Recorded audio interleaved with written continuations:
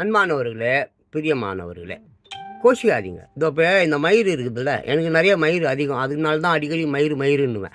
இப்போ இந்த மயிர் நான் தலை வாரும்போது நிறைய மயிர் கீழே உந்துடுது.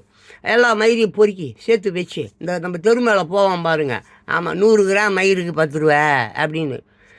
திருப்பதியில் போய் வாங்கிக்க வேண்டியது. நான் தெரு ரூபா சுற்றலாம் புறம்போக்கு வச்சேன். சரி, அதை விட்டுருங்க. அந்த நேற்று இருக்கு பார்த்தீங்களா, அதாவது கடந்த காலத்தை நினைத்து கவலைப்பட்டுக்கிட்டு இருந்தா, அப்புறம் நாளைக்கு நடக்க போகிறத நினச்சி கவலைப்பட்டுட்டு இருந்தா, இன்னைக்கு உன்னுடைய இன்பமான இந்த நாளை நீ இழந்துடுவ. அந்த சனியை நான் மறந்துடு, நாளைக்கு சனியனையும் மறந்துடு. இன்னைக்கு கிடைக்கக்கூடிய இன்பம், சுகம், ஆசை, பாட்டு, டான்ஸ், கூத்து, இதை கவனத்தில் வச்சுனா தான் இன்றைய தினம் உனக்கு கொடுக்க வேண்டியது கொடுக்கும்.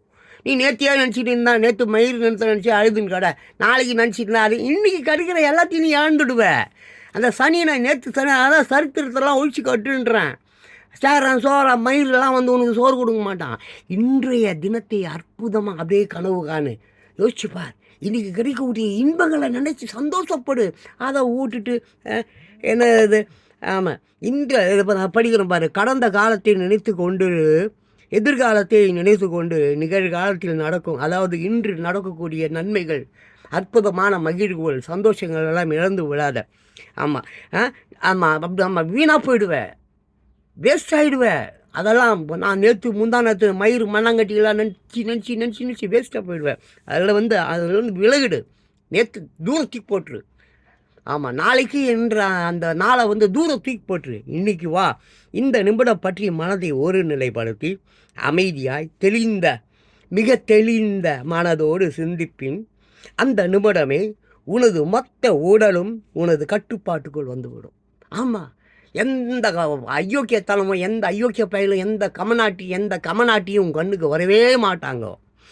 எந்த தீய சக்தியும் உன்னை நெருங்காது. சரியா? ஆமாம், அதுலேருந்து உன்னை எந்த தீய சக்தியாவது உன்னை பார்த்தாலே ஓடிடும். ஐயோ அவனா, எப்பா நான் வேணாம்ப்பா, நான் அவங்ககிட்டயே போக மாட்டேன் என்று ஓடி விடும்.